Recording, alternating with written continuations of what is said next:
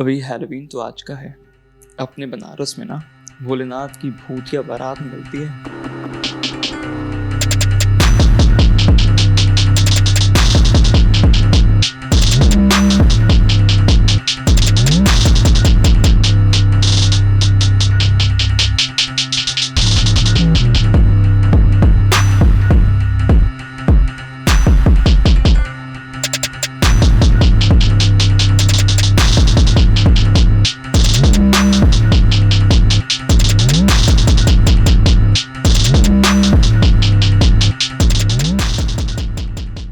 तो मैं ना 6 साल बाद फाइनली महाशिवरात्रि के दिन बनारस में अपने घर रह सका।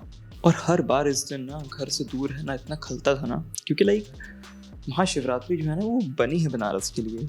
और फिर काफ़ी टाइम से आप लोग भी कह रहे थे कि सर एक बनारस के ऊपर व्लॉग बनाइए या वहाँ की वाइब शेयर करिए एक बनारसी की नज़र से। तो मैंने सोचा कि इससे बेहतर मौका और कब मिलेगा, जब महाशिवरात्रि है, बनारस है, तो बनाया जाए। अब देखो, महाशिवरात्रि इतनी अहम क्यों है? तो इस दिन शिव जी और माँ शक्ति का मिलन हुआ था। यूँ समझो कि इस दिन उनकी एनिवर्सरी है, सालगिरह। और मेरा जो पर्सनली भोलेनाथ से लगाव है ना वो बहुत अलग टाइप का है। हर बनारसी का अलग अलग होता होगा। और शायद मैं इतना ज़्यादा इसलिए मानता हूँ ना क्योंकि भोलेनाथ जो भगवान की एक टिपिकल इमेज है ना, जो सच संवर के रहते हैं, मुकुट धारण किए रहते हैं, उसको पूरी तरीके से नकार देते हैं। जैसे वो देवों के देव है ना, तो वैसे वो अघोरियों के भी देव हैं। वो अगर कैलाश पर्वत पे विराजते हैं तो भस्म भी ओढ़े रहते हैं। तो उनका जो ऑरा है ना, और जैसे मैं बनारस में रहा हूँ बचपन से, तो यहाँ पे जो भोलेनाथ का माहौल है ना, उसमें जिसमें मैं पला बड़ा, वो पूरा अलग है एकदम। और जैसे मेरा जो उनसे रिश्ता है ना, वैसा भगवान और भक्त टाइप वाला मेरे लिए नहीं है। मैं उनसे ना कभी कुछ मांगता नहीं हूँ। मुझे एक चीज़ पता है कि वो उतना दे सकते हैं जितना मुझे पता भी नहीं था मुझे चाहिए था। अब समझ पा रहे हो? इसलिए जितना वो देते हैं ना बहुत है। और अगर कभी कोई दिक्कत पड़ती है ना, तो मुझे उनको बोलना भी नहीं पड़ता है। मेरे मन से पता है कि यार महादेव संभाल लेंगे, कुछ ना कुछ हो जाएगा। तो इससे बेहतर क्या होगा कि महाशिवरात्रि के दिन घर में रुद्राभिषेक की पूजा रखवाई जाए। अब जिन लोगों को रुद्राभिषेक का मतलब नहीं पता होगा तो मैं थोड़ा सा बता देता हूँ। रुद्राभिषेक में जो शिव जी का रौद्र रूप है ना, उसकी पूजा होती है। अगर सिंपली समझाऊँ तो शिव जी को खुश करने के लिए पूजा होती है, जिससे उनका जो गुस्सा है ना वो शांत हो जाए। सर्व कार्येषु। तो यहाँ जो नीली साड़ी में बैठी हुई सुंदरी आपको दिख रही हैं, वो हैं हमारी माता जी। और उनके बगल में बैठे हैं मेरे पापा। तो अभी गणेश जी और माँ पार्वती जी की पूजा हो रही है। जैसे गणेश जी को ना वरदान है कि किसी की भी पूजा हो, सबसे पहले पूजा उनकी होगी। अगर शंकर जी उनके पापा की भी पूजा हो रही है, तब पर भी सबसे पहले गणेश जी की पूजा होती है। गणपतिं साङ्गं सपरिवारं सायुधं सशक्तिकम् आवाहयामि स्थापयामि। अब देखो, हर पूजा के घर में ना कुछ बच्चे ऐसे होते हैं जो अपनी दुनिया में मस्त रहते हैं। तो ये हैं हमारी भतीजी, जिनको मैं प्यार से पीपलू बुलाता हूँ। और इसकी नौटंकी ना कभी ख़त्म नहीं होती है। और दिखाता हूँ तुम्हें। हाँ हेलो। क्या हो गया? क्या हुआ? तो ऐसे कैसे? च मे जगच्च मे धनञ्च मे द्विषश्च मे द्विषश्च मे क्रीडा च मे मोदश्च मे ध्यातञ्च मे जनिश्च। तो ये हो रहा है रुद्राभिषेक, जिसमें शिवलिंग के ऊपर ना बहुत सारी चीज़ें अर्पित करते हैं, जैसे दूध, दही, शहद, गन्ने का रस, तमाम चीज़ें। तो अब देखो, हमारी जो शिवलिंग थी ना वो तो थोड़ी सी छोटी थी, और जब रुद्राभिषेक होता तो वो उसी दूध के अंदर रह जाती। तो ना थोड़ा सा देसी जुगाड़ लगाना पड़ा और स्टील के डिब्बे के ऊपर रखना पड़ा। अब देखो, अब हैं तो बनारसी ना। तो अब देखो, बाबा का स्नान हो गया। अब उनको तैयार किया जाएगा। उनके ऊपर चंदन का लेप लगेगा, इत्र लगेगा, और ये बहुत सारी चीज़ें ना उनको लगाई जाएंगी। और जो जो मिठाई प्रसाद वगैरह चढ़ा जाता है वो सब बाबा को ना अर्पित किया जाता है, उनके आगे रखा जाता है। तो अब बाबा हो गए तैयार। अब बाबा की होगी आरती।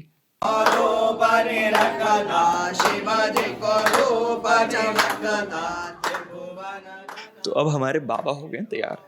अब चलते हैं बाबा की बारात में। मगर मगर मगर मगर पहले प्रसाद जरूरी है।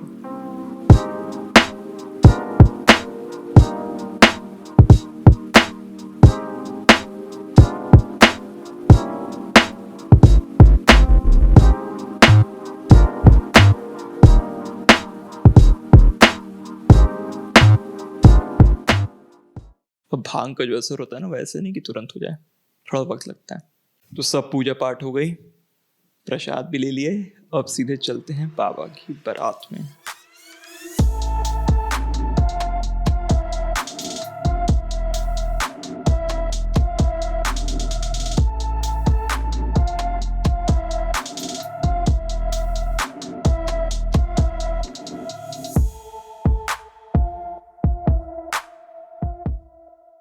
तो ये बनारस में रहने की सबसे बड़ी समस्या है कि किसी भी वक्त आपकी पैदल चलने की नौबत आ सकती है, तो पैदल चलने के लिए हमेशा तैयार रहें।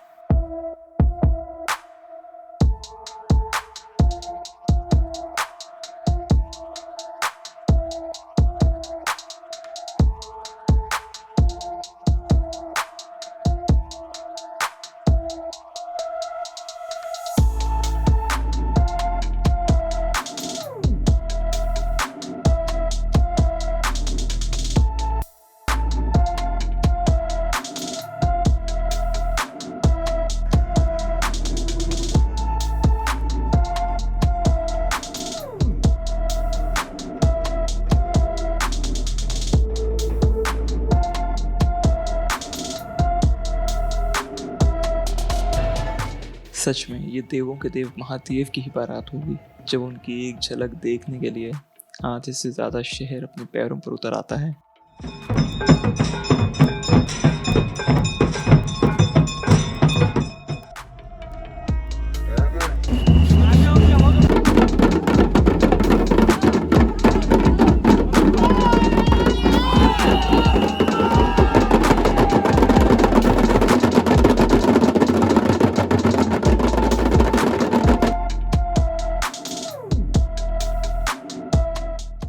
बनारस का ना एक नियम है, अगर आप देख रहे हो वहाँ पे सब लोग मिलके हर हर महादेव का नारा लगा रहे ना, तो आपको भी लगाना चाहिए, और भी ऐसे सिंपली नहीं, ऐसे हाथ ऐसे ऊपर करके हर हर महादेव इस टाइप से नारा है।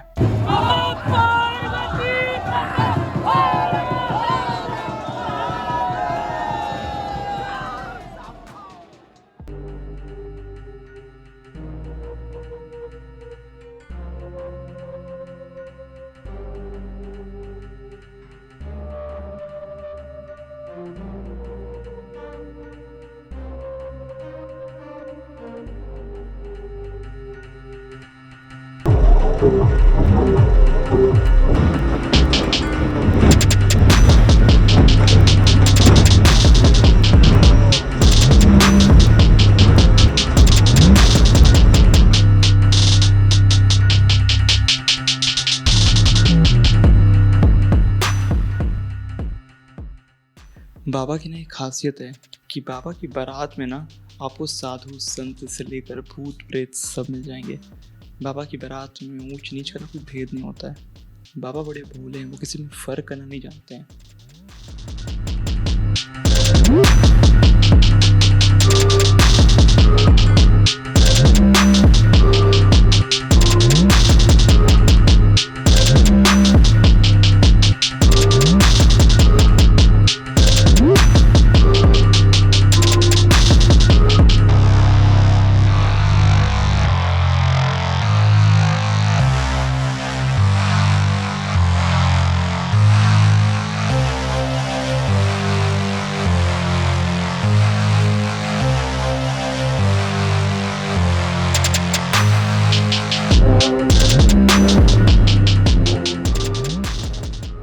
नागों की माला गले में साजे, हाथ में शंभू डमरू बाजे, कैलाश शिखर का है अभिमान, तांडव किया मचा कोहराम। तीसरी आंख जब जब वे खोले, महाविनाशी बन जाए फिर भोले। महाशिवरात्रि का वार फिर आया, तीनों लोक में महादेव का साया। भूत पिशाच औघड़ सब आए, बम बम भोले की बारात बुलाए। जिनका नाम जप रही दुनिया सारी, वही है दिगंबर शंभू त्रिपुरारी। तो बस मैं चलता हूँ। वीडियो जैसा भी लगा बताना ज़रूर से, और लाइक शेयर सब्सक्राइब वगैरह सब कर ही देना। तो बस ओम नमः पार्वती पते, हर हर महादेव, पम।